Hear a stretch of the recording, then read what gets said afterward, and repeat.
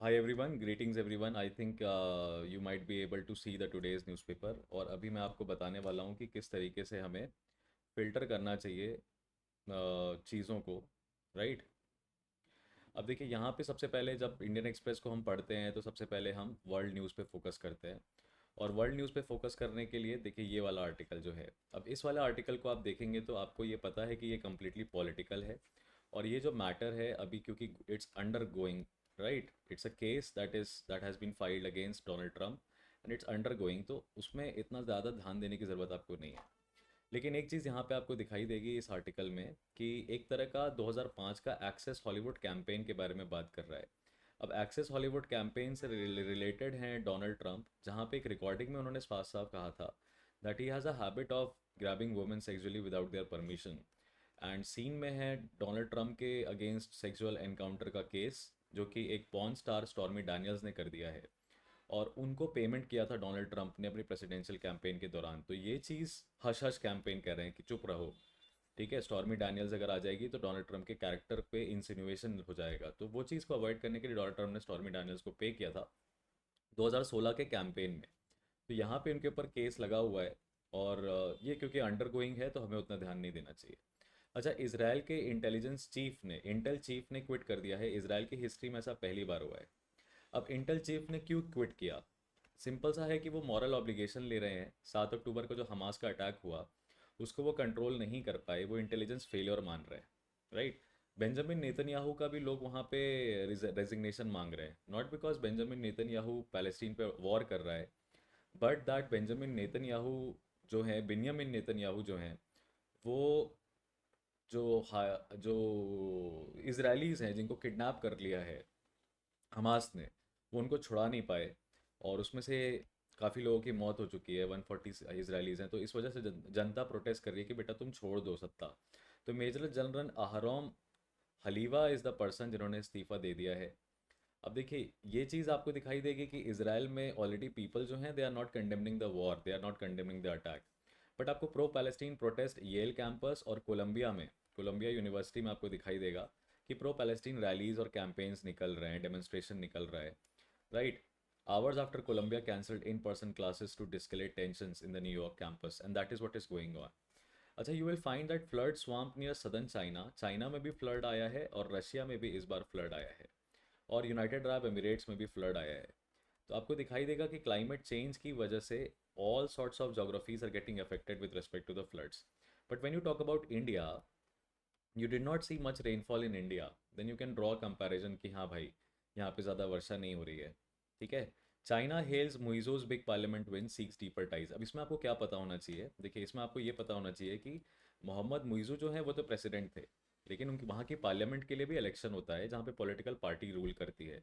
तो ये people national PNC के हैं। Mohamed Muizzu is from People's National Congress, right. And he had 168 out of 93 seats, तो यानी कि मालदीव्स की पार्लियामेंट में 93 सीट्स हैं, समथिंग लाइक दिस, राइट। और कोalition पार्टनर्स हैं एमएनपी और MDA, right. So you can understand कि वहाँ पे एक तरह की संगठन की सरकार चलती है। और जो एमडीपी है, the Maldivian Democratic Party which is led by Ibrahim Mohamed Solih, who is a pro Indian, could win only 15 seats, ठीक है। और इसका बहुत बड़ा प्रभाव इस वजह से भी पड़ रहा है कि ये मालदीव्स में पॉपुलेशन मुस्लिम है। और आई डोंट नो चाइना अपने आप को कैसे न्यूट्रल दिखा लेता है इन लोगों के सामने, बट चाइना के पास पैसा बहुत है इन्वेस्ट करने के लिए, और जब आप पैसा इन्वेस्ट करते हो तो फिर धर्म पीछे हो जाता है। तो चाइना पैसे का लालच दे के उइघर मुस्लिम्स के साथ क्या करता है उसके ऊपर कोई कंडेमनेशन नहीं है। उइघर मुस्लिम्स को ट्रेनिंग दे रहा है और ये सब कर रहा है, एक जगह बंद नहीं कर रखा उसने शायद चाइना ने। बट इंडिया का जो भी स्टैंड है उसकी डोमेस्टिक व्यू पॉइंट्स की वजह से, लोगों के व्यू पॉइंट्स की वजह से, आई थिंक मालदीव्स नाराज़ है, मालदीव्स की पॉपुलेशन नाराज़ है। तो ये चीज़ हमें देखने को मिलेगी यहाँ पे। उसके बाद दूसरा न्यूज़ जो यहाँ पे है ये बहुत इंपॉर्टेंट है कि सुनाक ने ये कह दिया है कि हम रवांडा पॉलिसी को वापस नहीं लेंगे। अब रवांडा पॉलिसी है क्या? तो रवांडा पॉलिसी कुछ नहीं है। यूनाइटेड किंगडम में, यूके में इमिग्रेशन बहुत ज़्यादा हो रहा है। अच्छा, हर इमिग्रेशन लीगल हो ज़रूरी नहीं है, तो इलीगल इमिग्रेशन बहुत ज़्यादा हो रहा है। जो पतला सा समुद्री रास्ता है इंग्लिश चैनल का, फ्रांस और यूके के बीच में, अफ्रीका से लोग क्या करते हैं जब निकलते हैं छोटी छोटी नावों में, तो वो इंग्लिश चैनल को पार करके यूके में एंटर कर जा रहे हैं। तो इलीगल इमिग्रेंट्स की संख्या अफ्रीका से बहुत ज़्यादा बढ़ रही है। अच्छा, अफ्रीका से इतने लोग माइग्रेट क्यों कर रहे हैं यूके की तरफ या यूरोप की तरफ? For a very simple reason that Africa में बवाल चल रहा है हर जगह पे। कहीं पे कू चल रहा है, कहीं पे गैंग वॉर चल रहा है, कहीं पे एक मिलिट्री रेजिम है जो कि मार रहा है लोगों को, जेनोसाइड कहीं पे चल रहा है। तो people are trying to flee for their lives, right? And they are, उनके लिए बेस्ट प्लेस है यूरोपियन यूनियन की कंट्री, उनके लिए बेस्ट प्लेस है यूनाइटेड किंगडम, क्योंकि ये इनके पुराने कॉलोनाइजर्स रह चुके हैं। इंडिया की तरफ से भी काफ़ी लोग माइग्रेट करे थे यूके की तरफ, कनाडा की तरफ, ड्यूरिंग द फ्रीडम मूवमेंट, जब ब्रिटिशर्स इंडियंस को सप्रेस करते थे यहाँ पे, तो कुछ ऐसे इंडियंस थे जो ब्रिटिशर्स के प्रति सिंपैथेटिक थे, तो वो यूके में जाके रहने लगते थे, राइट? तो उस टाइम पे तो वो चल गया बिकॉज पॉपुलेशन डेंसिटी उतनी कम थी, लेकिन अभी तो पॉपुलेशन डेंसिटी और रिसोर्स बढ़ रही है, रिसोर्सेज कम हो रहे हैं। तो ऋषि सुनाक ने कहा है कि even after the Labour Party condemns, even after people condemn, I am not going to back track the Rwandan policy, I am going to provide the send them back to Rwanda. Rwanda में हमने उनके रहने खाने के लिए जगह पूरी proper बना रखी है। अच्छा, रवांडा के लिए क्या कह रहे हैं कि Rwanda is not a safe country in Africa. ऐसा बहुत सारे लोगों का मानना है कि Rwanda is not a safe country for people, जहाँ पे वो प्रोसिक्यूशन फेस कर रहे हैं तुम उनको वहीं पे भेज रहे हो। बट उन्होंने कहा कि Rishi Sunak the prime minister has stated that there are no ifs and buts and I am not going to take away this Rwanda policy. Now as an aspirant we don't really have to condemn and support, okay? ये उनकी अपनी domestic policy है, उनके यहाँ country, ये भारत में कौन से माइग्रेंट्स आएंगे, कौन नहीं आएंगे, कौन रहेगा, कौन नहीं रहेगा, it's the internal matter of India. Sovereignty का ये एक प्रिंसिपल होता है, याद रखिएगा। सॉवरेनिटी का सबसे कोर प्रिंसिपल होता है कि आप अपने सिटीजनशिप और आप अपने रेसिडेंट्स के लिए पॉलिसी बनाते हो। अब कौन किसको सिटीजनशिप दोगे, किसको रेसिडेंटशिप दोगे, ये कंट्री का डोमेस्टिक मैटर होता है। इसमें आपको अपना ओपिनियन नहीं बनाना चाहिए, ठीक है? ना ही आपको कंडेम करना चाहिए। उसके बाद दूसरी ये वाली जैसे न्यूज़ है कि अफोर्डेबल हाउसिंग जो है यूएस सुप्रीम कोर्ट में श्रिंक हो गई है। यहाँ पे देखिए 8th amendment of the constitution of America की बात है। कॉन्स्टिट्यूशन का 8वां अमेंडमेंट ये कहता है कि क्रूअल और अनयूजुअल पनिशमेंट्स लोगों को नहीं दी जाएगी, ठीक है? और क्योंकि अमेरिका में लोगों के पास रहने के लिए घर नहीं है, तो वो देखिए मेक शिफ्ट टेंट्स इस तरह के बना के उसके टेंट्स के अंदर रहते हैं। यानी कि एक तरीके से you can see this is very similar to what is happening in India, है ना? और वहाँ पे बेगिंग एंड ऑल एक ऑफेंस हो जाता है, तो लोग फंस जाते हैं क्राइम इलीगल एक्टिविटीज़ में। तो उनके लिए यूएस सुप्रीम कोर्ट ने nation's homelessness crisis at the justice consider the legality of local laws that are used against people camping on public streets and parks in case involving a southwest Oregon city's vagrancy policy। वैग्रेंट्स को हम लोग सड़क में रहने नहीं देंगे, लूटपाट कर रहे हैं, ऑफेंस कर रहे हैं, तो उनको हटाया जा रहा है। तो यूएस की सुप्रीम कोर्ट ने कहा कि गवर्नमेंट क्या कर रही है, फिर गवर्नमेंट को इन लोग को प्रोटेक्ट करना चाहिए, शेल्टर देना चाहिए, ना कि इन लोग को प्रोसिक्यूट करना चाहिए। तो ये चीज़ें आपको देखिए दिखाई देती हैं, तो you will get a trend कि हाँ भाई, ऐसा नहीं है कि अमेरिका में सब कोई खुश है, सब अमेरिका के पास बहुत पैसा है, भुखमरी गरीबी वहाँ पे भी छाई हुई है। लेकिन उसमें सबसे आज के पेपर में सबसे इंटरेस्टिंग न्यूज़ जो मेरे लिए थी और जो आपके लिए भी होगी अपने आप में, वो ये वाली न्यूज़ है। इसको आप डेफिनेटली डिटेल में पढ़िए, for a simple reason that एक समय था जब दोनों कंट्रीज एक दूसरे पे भी अटैक कर रही थी। First leader to visit Pakistan after polls, Ebrahim Raisi, who is the president of Iran, he has met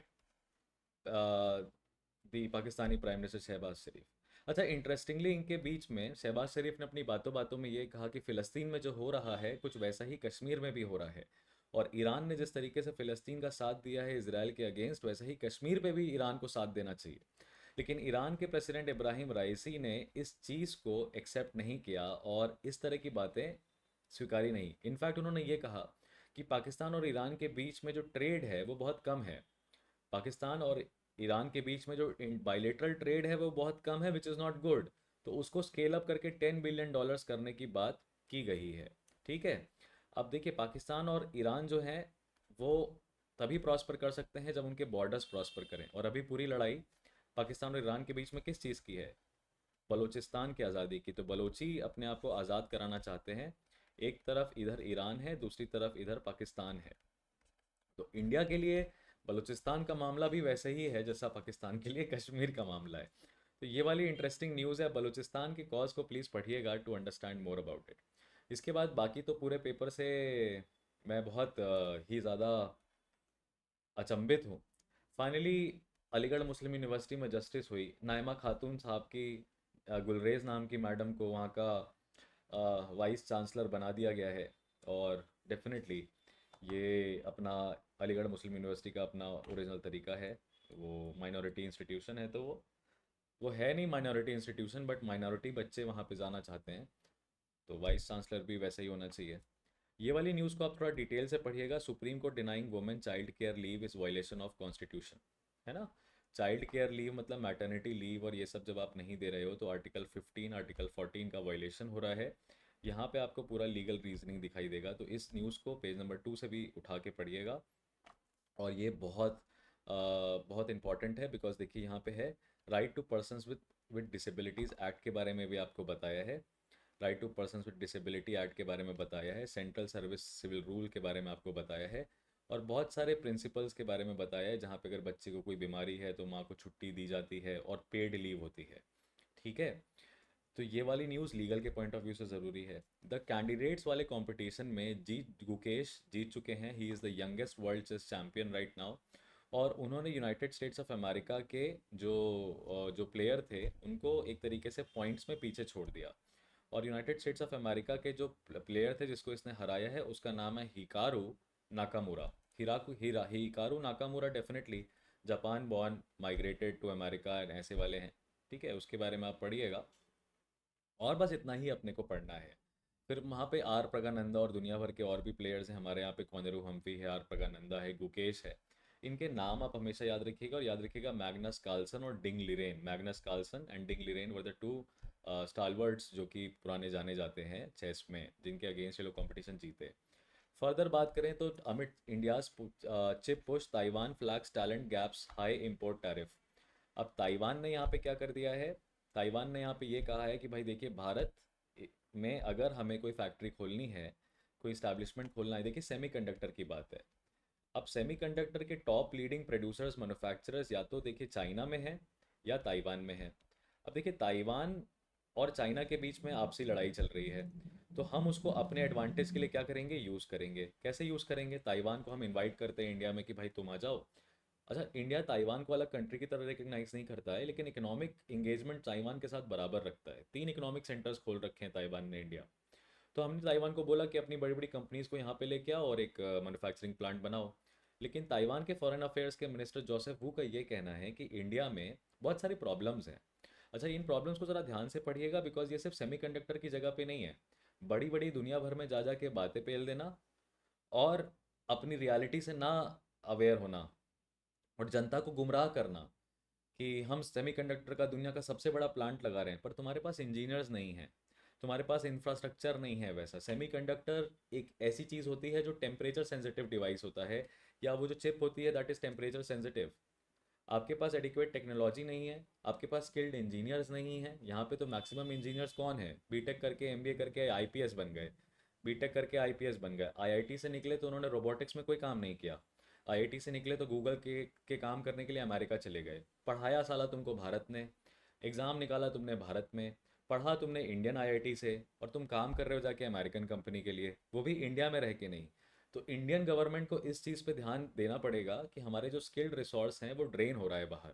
और इसमें कोई गलत बात नहीं है अगर भारत की सरकार ये बोलती है कि हम तुमको बाहर नहीं जाने देंगे और हम तुमको हर वो सुविधा प्रोवाइड करने की कोशिश करेंगे जो भारत में मौजूद है, क्योंकि अल्टीमेटली तुम्हें सब कुछ इसी देश ने दिया। तो यहाँ पे ताइवान के जो फॉरेन मिनिस्टर हैं उन्होंने इस चीज़ को इनडायरेक्टली हाईलाइट किया और बोला है कि देखिए एडमिनिस्ट्रेटिव स्ट्रक्चर आपका बहुत बुरा है, आपके पास एक्सपीरियंस इंजीनियर्स नहीं है, आपने एक तो इंपोर्ट पे हाई टैरिफ लगा रखा है। मतलब एक तो हम आपके कंट्री में कंपनी खोलें आके, आपको सस्ते में दें, पर आप इंपोर्ट पे काफ़ी ज़्यादा पैसा चार्ज कर लोगे, तो you are going to make a profit out of that, which is not going well with Taiwan. तो Taiwanese chip companies are right now keeping themselves away from investing in India, though they are trying to negotiate a free trade agreement, right? But if the free trade agreement is negotiated, then only the companies manufacturing semiconductor will have a supply chain line with Taiwan and India. तो ये चीज़ हमें इसको इस detail में देखना चाहिए कि अच्छा ठीक है, ताइवान और इंडिया के बीच में सेमीकंडक्टर को लेके बातचीत लगातार हो रही है। अगेन लीगल के पॉइंट ऑफ व्यू से आपको ये वाली न्यूज़ दिखाई देगी that Supreme Court has allowed a 14-year-old rape survivor to terminate 30 week pregnancy. 24 week की प्रेगनेंसी के बाद टर्मिनेशन ईजी नहीं होता है। आपको कम से कम 2 रजिस्टर्ड डॉक्टर्स की परमिशन चाहिए अगर आप 20 to 24 वीक्स की प्रेगनेंसी के टर्मिनेट कराना चाहते हैं। अगर आप 24 वीक्स के बियॉन्ड अगर अपनी प्रेगनेंसी को टर्मिनेट कराना चाहते हैं तो medical termination of pregnancy rules के हिसाब से आपको एक मेडिकल बोर्ड की परमिशन चाहिए होती है। अब देखिए, लड़की यहाँ पे जो है, पहली बात वो रेप सर्वाइवर है, यानी कि वो अनवांटेड प्रेगनेंसी है। दूसरा, 14 साल की टेंडर एज है, और you can understand for obvious reasons कि उस बच्ची को प्रोटेक्ट करना कितना ज़रूरी है, कितना 14 साल की बच्ची साइकोलॉजिकल प्रेशर होगा। और मुझे लगता है कि 30 वीक प्रेगनेंसी तक वेट ही क्यों किया गया, क्योंकि अगर आपने मरवा दिया बिना मेडिकल बोर्ड या डॉक्टर्स की उसके, तो ये ऑफेंस हो जाता है ना। इसमें डॉक्टर भी नापा जाएगा, पेरेंट्स भी नापे जाएंगे, और बच्चे को भी जुवेनाइल उसमें किया जाएगा। तो ये चीज़ थोड़ा सा सेंसिटिव है, लेकिन आपको इसको पढ़ना चाहिए। मुझे लगता है कि सिर्फ क्लैट की तैयारी में हम सिर्फ प्रिंसिपल्स और उनको ना ही फोकस करके, बल्कि एक माइंडसेट पे भी फोकस करें। एक तरह का माइंडसेट भी बनना चाहिए कि क्लैट क्लियर करने के बाद, लॉ क्लियर करने के बाद, ठीक है, हो सकता है आप एक्टिव प्रैक्टिस में ना जाओ, हो सकता है कि आप कोर्ट में ना उतरो, हो भी सकता है ये चीज़ कि आप उतर भी जाओ, लिटिगेशन में आ जाओ, बट नंदलेस आपका व्यू पॉइंट चीज़ों को लेके बड़ा ही क्लियर और क्रिस्टल क्लियर होना चाहिए। कुछ चीज़ों को लेके आप पॉलिटिकल इंसिनुएशन में ना टेंडर करें, ना गिव इन करें। इसलिए आपका व्यू पॉइंट इन सारी चीज़ों को देख के बनना चाहिए। यहाँ पे दिखाई देगा कि आपको article 142 of the constitution of India के अंतर्गत अगर सुप्रीम कोर्ट को कंप्लीट जस्टिस करनी है ना, तो वो सुप्रीम कोर्ट ऑर्डर उसमें दे सकता है। तो अगेन 142 यूज़ किया गया है, तो article 142 is very very vital for you people to understand this. देखिए, आज मैं आपकी क्लास, आप लोग से बहुत ज़्यादा गैप हो गया है क्लासेस का, तो मैंने सोचा कि यार आज का न्यूज़पेपर का एनालिसिस मैं आपको प्रोवाइड कर दूं given the time that I have, ताकि आपको समझ में आ जाए कि यार, Harshvardhan sir is not out of the scene, he is there, and able to read it daily, read it, no problem with that. If you're able to make notes, perfect. But आप notes नहीं भी बनाएंगे ना, तो आप देखिए, जैसे मैं आपको समझा रहा हूँ ना, वैसे आप पढ़ने की कोशिश किया करिए। चलिए आगे देखिए, इलेक्शन कमीशन ऑफ इंडिया ने हीट वेव इम्पैक्ट के ऊपर रिसर्च करने के लिए बोला है, और कहा है कि यार Indian meteorological department, national disaster management authority और यूनियन मिनिस्ट्री ऑफ हेल्थ तीनों मिलकर एक कमेटी बनाएंगे, और देखेंगे कि अगर जब हीट वेव आ रही है, गर्मी बहुत ज़्यादा बढ़ने वाली है, तो ऐसे में लोग अपने घर के बाहर निकल के वोट करेंगे, नहीं करेंगे, मर जाएंगे, तो क्या होगा? पर चले वोट करने निकली 90 साल की दादी, निपट गई रास्ते में, लू लग गई। तो ये सरकार के खिलाफ चला जाएगा। तो अपने आप को, सिटीजन्स को प्रोटेक्ट भी कराना है भैया, हीट वेव को भी ध्यान में रखना है, चुनाव भी कराने हैं, जनता जनार्दन को घर के बाहर भी निकलवाना है, वोटर टर्नआउट भी बढ़ाना है। तो ऐसे में ज़रूरी है कि उसका क्या इम्पैक्ट पड़ेगा, हम उसको क्या कर लें, एनालाइज कर लें। अब देखिए, ये अगेन मैं बोलूँगा कि इनकी इनकी जो भारतीय जनता पार्टी की जो पॉलिसी है, बड़ी बड़ी ही इस जगह पे निष्पक्ष है, और कट्टर है कि भाई, माओविस्ट या तो तुम सरेंडर कर दो, यानी नक्सलाइट्स को कह रहे हैं छत्तीसगढ़ में कि तुम या तो सरेंडर कर दो, या 2 साल के अंदर अंदर हम तुमको जड़ से ख़त्म कर देंगे। अच्छा, छत्तीसगढ़ में लोग इस चीज़ से बड़े मोटिवेटेड होते हैं, मतलब छत्तीसगढ़ की अगर पढ़ी लिखी जनता से आप बात करेंगे ना, तो वो नक्सलवादियों से और माओवादियों से बहुत बहुत ज़्यादा नाराज़ रहते हैं, परेशान रहते हैं, क्योंकि बहुत, छत्तीसगढ़ का बहुत सारा ऐसा प्राइम इलाका है, जंगली इलाका है, मिनरल वाला, माइंस वाला इलाका है, जहाँ पे फैक्ट्रीज नहीं बन पा रही हैं, लोग काम करने नहीं जा पा रहे हैं। अब वहाँ पे फैक्ट किसी जंगल में माइनिंग की कंपनी बनेगी कि नहीं बनेगी, ये सरकार के बीच में है, और कंपनी के बीच में है, और वहाँ के ट्राइबल पॉपुलेशन के बीच में। पर कंपनी बन जाने के बाद वो किसी इंजीनियरिंग कॉलेज से, एमबीए कॉलेज से रिसोर्स पूल को हायर करते हैं, वो बच्चा वहाँ पे अपने परिवार के साथ सेटल होता है जाके, काम करता है जाके, for what, for mayor money. उसको क्या मतलब है कि कंपनी किसी ट्राइबल राइट्स को वायलेट कर रही है, मुझको पैसा दे रही है, मैं कंपनी के लिए काम कर रहा हूँ। पर ऐसे लोग कई बार माओवादियों के द्वारा, नक्सलवादियों के द्वारा अगवा कर लिए जाते हैं और मार दिए जाते हैं। और यहाँ तक बात सीमित नहीं है, सीआरपीएफ के जवान हों, आईएएस ऑफिसर्स हों, पुलिस वाले हों, उनकी गर्दन काट दी जाती है वहाँ पे। तो उसमें उनका काम कोई योगदान नहीं रहता है, बिकॉज हर कोई वहाँ पे अपना काम धंधा नौकरी कर रहा है। ठीक है, तो उनको प्रोसिक्यूट करना, उनको मारना आतंकवाद से कम भी नहीं है। अगर आपको आपकी मांगे रखनी है तो उसके कोई और तरीके भी हो सकते हैं, पर किसी की गर्दन उतार देना, किडनैपिंग कर लेना, रैंसम मांगना, आपके साथ फिर वही होगा जो हुआ है। 29 माओवादियों को गोली मार दी गई, और मेरे हिसाब से तो ये जस्टिफाइड भी है, और ये गवर्नमेंट कर रही है तो even more justified it is. अब आप कुछ भी बोलिए, बाकी nobody gives a shit about your opinion. 2022 के टेरर प्लॉट में एनआईए ने 9 प्लेसेस में रेड मारी है। 2022 में टेरर अटैक करने की प्लानिंग चल रही थी, तो वो भी आप न्यूज़ ध्यान में रखेंगे। ठीक है, और जो लेफ्टिस्ट टीचर्स हैं, लेफ्टिस्ट कोचिंग इंस्टीट्यूशंस के लेफ्टिस्ट एनालिसिस चैनल्स में वो ऐसी न्यूज़ को बताते भी नहीं हैं और कहते हैं कि हमें पता भी नहीं है। तो मैं ना लेफ्टिस्ट हूँ ना राइट विंगर हूँ, बट हाँ, आतंकवाद के खिलाफ मेरी भी वही सेइंग है जो इंडियन गवर्नमेंट की एज ऑफ नाउ है। अब इनकी इस बात में मुझे बिल्कुल दम लग रहा है कि we are the youngest latest and fastest growing party, और अगर लोगों ने आज एक्ट नहीं किया तो इंडिया भी रूस की तरह हो जाएगा कि कोई अपोजिशन नहीं है। अच्छा, अगर मैं आपको ये बोलूं कि ये सिर्फ इंडिया का नहीं है, पूरे एशियन इकोनॉमीज़ का, हर कंट्री का ट्रेंड है, तो आप मानेंगे मेरी बात को? चाहे आप जापान ले लीजिए, चाहे आप इंडिया ले लीजिए, चाहे आप फॉर दैट मैटर इस समय पाकिस्तान ले लीजिए, you take Sri Lanka for that matter, you take Myanmar for that matter, you take China for that matter, you take Russia for that matter. I would not quote, but let's include Iran as well, इसमें भी Iran को भी आप include कर लीजिए। और कोई भी बड़ा देश जो कि एशिया में इम्पोर्टेंट जायंट है, इकोनॉमी में जायंट है, इंडोनेशिया ले लीजिए आप, ये सभी कंट्रीज एशिया में होने के बावजूद एक कॉमन थिंग इनमें एशिया के अलावा और है कि ऑपोजिशन बड़ा ही कमज़ोर है, बड़ा ही बेवकूफ़ टाइप का ऑपोजिशन है। ठीक है। और ऑपोजिशन को लोग वोट ही नहीं कर रहे। जैसे अब पुतिन को देखे तो 62% वोटर टर्नआउट से शायद वो जीते हैं, 62% से जीते हैं। मतलब there is a huge group of bulk group of people जो नहीं चाहते हैं कि पुतिन कंटिन्यू करें। तो अच्छा ऑपोजिशन ना होना, that can't be a discredit for the ruling government, and that is not caused by the ruling party. Opposition does not have any agenda which aligns itself with the mainstream community. तो 80% population इस देश में कौन रहती है, अगर उसके लिए आप बात नहीं करोगे, 20-25% पॉपुलेशन के लिए आप बात करोगे, तो you are going to be depleted और ख़त्म हो जाएगा वो।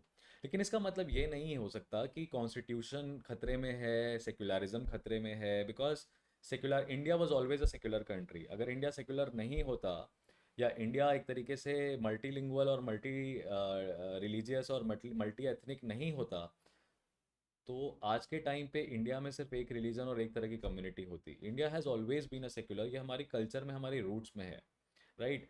तो वो चीज़ों के ऊपर अपना ओपिनियन बनाना है तो आप ऐसे बना सकते हैं। अच्छा, बहुत सारे बच्चे एम और डिबेट्स में भी पार्टिसिपेट करते हैं, तो मेरे ये व्यू पॉइंट्स को आप लिख लिया करिए। फ्लैट में भी मदद ना करे, बट आपको डिफरेंट जगह एक व्यू पॉइंट बनाने में डेफिनेटली मदद करेगा। To fight back, to debate and to counter argue, it will always help you. बहुत इंपॉर्टेंट न्यूज़ आज के न्यूज़पेपर में यही है जो मैं आपके सामने शेयर करने वाला हूँ, कि यूरोपियन यूनियन ने इंडियंस के लिए शेंजन वीज़ा को लॉन्गर वैलिडिटी दे दी है। अब शेंजन जोन क्या है, इसमें 29 कंट्रीज़ हैं, जिसमें 25 यूरोपियन कंट्रीज़ और 4 नॉन यूरोपियन कंट्रीज़ हैं। ये शेंजन जोन करता क्या है? तो ये शेंजन जोन एक तरीके का आपसी एग्रीमेंट है उनके बीच में, जहाँ पे ये पीपल मूवमेंट यानी वीज़ा रिस्ट्रिक्शंस को कम करते हैं और ईजी वीज़ा आपको देते हैं if you want to travel across European Union. बड़ी जाहिर सी बात है भाई, फ्रांस जितना बड़ा है, हरियाणा उतना बड़ा है। तो अब हरियाणा से हमको पंजाब में जाना है, उसके लिए हमें वीज़ा अप्लाई करना पड़े तो बड़ा पंगा होगा, हम तो घूम ही नहीं पाएंगे इंडिया में। तो यूरोप भी खुद को ये मानता है कि भाई देखो, हम लोग बहुत छोटी छोटी कंट्रीज़ हैं, लोगों को कभी घूमने जाना रहता है, कभी किसी का कोई रिलेटिव रहता है, कभी किसी को कोई लेक्चर लेने जाना है, कभी कोई बिजनेस का इंटरेस्ट है, कुछ भी है, तो हमें अलाउ करना पड़ेगा लोग कि यूरोपियन यूनियन के अंदर बॉर्डर्स पे आसानी से मूव कर जाएं। तो उसके लिए शेंजन जोन बनाया गया है। इसमें चार चार नॉन यूरोपियन कंट्रीज जो हैं उनका नाम आइसलैंड, लिechtenstein, नॉर्वे एंड स्विट्जरलैंड, ये आपको याद रखना है। 25 यूरोपियन यूनियन के नाम को एक बार देख लीजिए, मैप में ट्रेस कर लीजिए, बात खत्म हो गई हमारे लिए।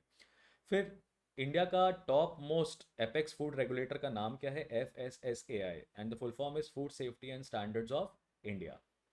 हुआ क्या है, हाल फिलहाल मामला क्या आया है? देखिए, कल के पेपर में था कि रशिया ने पाकिस्तान को वार्न किया है कि भाई देखो, तुमने चावल हमें भेजा, उसमें इंसेक्ट था, और हम फाइटोसैनिटरी मेजर्स के लिए बड़े स्ट्रिक्ट हैं। ठीक है। और आज के टाइम पे क्या न्यूज़ आ रही है कि हांगकांग और सिंगापुर, दो ऐसे देश हैं जिन्होंने इंडिया के स्पाइस एक्सपोर्ट में क्वालिटी चेक मारा, तो पता चला कि इथाइलिन ऑक्साइड का प्रेजेंस, इस केमिकल का प्रेजेंस बहुत ज़्यादा है इन स्पाइसेस में, जो कि न्यूट्रिशियस नहीं है, जो कि हेल्दी नहीं है। और उन्होंने क्वालिटी चेक मार के वार्निंग दी है इंडिया के स्पाइस एक्सपोर्ट को। तो FSSAI ने कहा कि हम लैब टेस्ट करेंगे, हम रिपोर्ट करेंगे इस पे, और देखेंगे कि क्या सब स्टैंडर्ड्स हैं, क्या कोई सब क्वालिटी हम दे रहे हैं। अच्छा, ये इससे भी रिलेटेड है कि नेस्ले कंपनी के ऊपर इंटरनेशनल बॉडी ने हाईलाइट किया है कि जो नेस्ले फूड और बेवरेज बना रहा है, जिसमें बेबी फार्मूला है, उसमें एक्सेस शुगर है, यानी बच्चों में ओबिसिटी के चांसेस बढ़ जाएंगे। बचपन में कहते थे, पेरेंट्स कहते थे, आप लोगों ने भी पिया होगा, बूस्ट पिया होगा, कॉम्प्लान पिया होगा, हॉर्लिक्स पिया होगा, बॉर्नविटा पिया होगा। क्योंकि बच्चे देखिए दूध कंज्यूम, कच्चा दूध सीधे नहीं पीते, उबला हुआ दूध नहीं पीते, उनको कुछ मिक्स चाहिए। अब उसमें अगर मिक्स में अगर आप उसमें एक्स्ट्रा शुगर कंटेंट दे दे रहे हो और बच्चा स्पोर्ट्स और खेल में नहीं है, तो वो ओबिसिटी का शिकार पड़ जाएगा। ओबिसिटी उसको अगर बचपन में ही लग गई तो बाद में जाके उसको हार्ट अटैक, कार्डियोवास्कुलर प्रॉब्लम्स। अच्छा, ये चीज़ आपको आपके परिवार में भी दिखाई देगी कि बच्चा 10-12 साल का है तो वो फूला है, मोटा है, उसके यहाँ पे बाहों में रिंकल्स पड़ रहे हैं, मतलब इस तरीके की उसकी स्किन है कि वो रिंकल्स पड़ रहे हैं। अब पेरेंट्स इस पे ध्यान नहीं देते, बिकॉज पेरेंट्स बेचारा परेशान है कमाने में, ये सब करने में, वर्कआउट क्या करवाएगा बच्चे को। डंडा मारिए, मोबाइल को, मोबाइल और टीवी से दूर करिए और दौड़ाइए मैदान में रस्सी बंधवा बंधवा के ऐसे बच्चों को। क्योंकि ठीक है, बचपन में मोटे हो जाओ तुम, इज़ नॉट, और कोई इसको जेनेटिक नहीं कह सकता है, ठीक है। बच्चे को मेहनत कराना सिखाना चाहिए, अपने आप ये सारी चीज़ें नहीं हो जाएंगी। लेकिन फूड प्रोडक्ट्स में शुगर का कंटेंट ज़्यादा पाया जा रहा है। उसके बाद देखिए भाई साहब, हमारे पास आज जो एडिटोरियल्स हैं ना, इसमें मैं आपको बताऊं तो ये देखिए, ये अगेन आपको क्रिटिकल रीजनिंग के पॉइंट ऑफ व्यू से पढ़ना है, जीके के पॉइंट ऑफ व्यू से नहीं पढ़ना है। ये प्राइम मिनिस्टर साहब ने बकैती कर दी है जाके गुजरात में, तो इनको तो इलेक्शन कमीशन ऑफ इंडिया को तो इनकी कैंपेनिंग पे रोक लगा देनी चाहिए।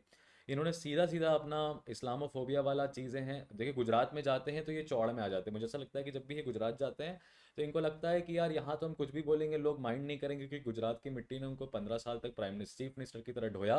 उसके बाद पिछले 10 साल से उनको मुख्यमंत्री की तरह ढो रहे हैं, और गुजरात में काफ़ी ज़्यादा इन्वेस्टमेंट नरेंद्र मोदी भाई साहब कर रहे हैं। उनको गुजरात से कुछ असीम अपार प्रेम टाइप का है, तो गुजरात में जाते हैं छाती चौड़ी करके कुछ भी बोलने लग जाते हैं। अभी इन्होंने जो बोला है गुजरात में जाके, एज पर मी ऑल्सो वो हाईली कंडेमनेबल है from the prime minister. We do not expect all of this, और यही आपको ये एडिटोरियल बता रहा है। तो क्या बोला है क्या नहीं बोला है, प्लीज़ उसको ज़रूर देखिएगा। उसके बाद पॉलिटिक्स ऑफ द डे में इंडिया मालदीव्स का रिलेशन कैसे अफेक्ट होगा, इस समय जो मालदीव्स में चुनाव हुआ वो हमने इंटरनेशनल अफेयर्स में न्यूज़ देखी, और यहाँ पे आपको इंसाइट दे रहा है। ठीक है, इंडिया मॉरिशस ट्रीटी को हमें क्या करना चाहिए, टैक्स लूप होल्स भरना चाहिए। तो इंडिया मॉरिशस रिलेशंस में यहाँ पे चीज़ें इंपॉर्टेंट हैं। ये वाला एडिटोरियल पढ़िएगा, पैलेस ओलंपिक से रिलेटेड है, विनेश फोगाट से रिलेटेड है। ये वाले जनरेशन में, इस वाले में आपको बता रहे हैं कि ये क्रिटिकल रीजनिंग के पॉइंट ऑफ व्यू से ही है कि क्लाइमेट चेंज कैसे चीज़ों को बदल रहा है। इसमें आपको सुप्रीम कोर्ट के जजमेंट्स और इन सब के बारे में पता चलेगा। फिर myth of the cage parrot, investigating agencies are functioning according to the due procedures, they are not working at the behest of the government. तो गौरव वल्लभ भाई साहब, जिन्होंने अभी जस्ट कांग्रेस छोड़ी है, भारतीय जनता पार्टी ज्वाइन करी है, ये फाइनली एनफोर्समेंट डायरेक्टरेट और सीबीआई के फेवर में कहते हुए नजर आ रहे हैं। तो क्या कह रहे हैं, इनके आर्ग्यूमेंट्स को प्लीज़ फाइंड आउट करने की कोशिश करिएगा, बड़ा मज़ा आएगा पढ़ने में आपको। और लेगेसी टू रिमेंबर, ये ऑप्शनल एडिटोरियल है, आप चाहें तो इसको रीड करें, चाहें तो ना रीड करें, आके कामराज के ऊपर है, ठीक है। और इसमें आपको सिर्फ और सिर्फ वो क्या फाइंड आउट करनी है, और क्या पॉलिटिक्स वाला चीज़ है वो देखना है आपको। उसके बाद एक्सप्रेस नेटवर्क पे आ जाएं तो राजनाथ जी हमारे सियाचिन में हैं, वहाँ गए, that is what we need to see, right. 25,000 teachers का अपॉइंटमेंट हाईकोर्ट ने कैंसिल कर दिया है कैलकटा में। तो that kind of thing is going on, right. फिर पद्म भूषण और पद्म अवार्ड्स दिए गए हैं, तो इसमें जो ये नाम लिखे हुए हैं, प्लीज़ ज़रा इन लोग को आप ज़रूर देख लीजिएगा, आने के चांसेस 100% रहते हैं एग्जामिनेशन में, ठीक है। उसके बाद इकॉनमी में आ जाएं तो ये देखिए, इंटरनेशनल लेबर ऑर्गेनाइजेशन की रिपोर्ट है, 70% of the workers globally expose to excessive heat, India's manual labour at risk.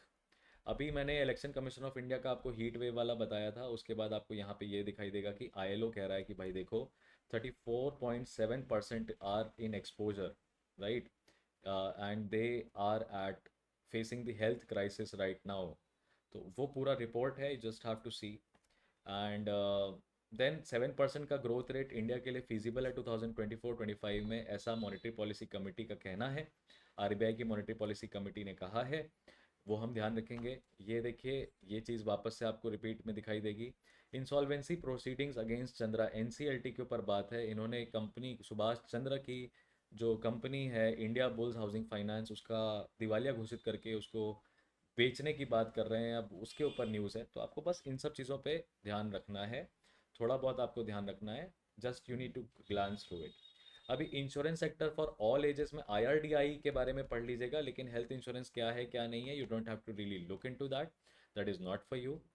Lama 3 Meta's new most capable LLM yet, very very important for CLAT aspirants, इसको बिल्कुल डिटेल में पढ़ेंगे। Plastic treaty talks, what do countries firms want with respect to erosion or getting rid of the plastic waste, very very important for CLAT aspirants. Read it, make notes of it, just understand what is the plastic waste. India में 5 millimetre से कम की plastic जो होती है उसको micro plastic कहते हैं। Plastic को बायोडिग्रेडेबल बनाया जा सकता है, मैन्युफैक्चरिंग वैसे की जाती है, लेकिन 5 मिलीमीटर से कम की माइक्रो प्लास्टिक्स आपके फूड चेन में आ सकती है, आपकी बॉडी के अंदर आ सकती है, आप उसको इंजेस्ट कर सकते हैं, वो खतरनाक है। इसीलिए ज़रूरी है कि global partners for plastic circulatory में हर कंट्री इन्वॉल्व हो जाए, जहाँ पे आप जहाँ पे आप पेरिस क्लाइमेट अकॉर्ड के हिसाब से प्लास्टिक को ग्लोबल वेस्ट मैनेजमेंट के अंदर लेके आ जाएं और चीज़ों को रिमूव कर पाएँ। ये बहुत इंपॉर्टेंट होगा आपके लिए रीड करना। अब हाई कोर्ट ने हुक्का को बैन कर दिया और उसके बैन को कर्नाटका ने जो लगाया था उसको अपहेल्ड कर दिया है। तो लॉ के सेक्शन में बहुत इंपॉर्टेंट है what is tobacco law under COTPA and what is article 14 and article 19(1)(g। Very very important for CLAT aspirants, please do read about it. आपके जूतों का साइज़ अब भा के नाम से देखा जाएगा, कितना भा है, and that is what it is going to be developed for a new shoe survey and measuring policy. अभी हम लोग यूके यूएस के हिसाब से जूतों को को नंबरिंग देते हैं, तो वो हमारी खुद की अभी फुटवेयर नंबरिंग नहीं है। फुटवेयर मैन्युफैक्चरिंग में काफ़ी ज़्यादा मदद होगी। तो भारतीयों के पैर थोड़े अलग भी होते हैं, चौड़े होते हैं, लंबे होते हैं, अजीब से होते हैं। तो आप उसको देख सकते हैं यहाँ पे।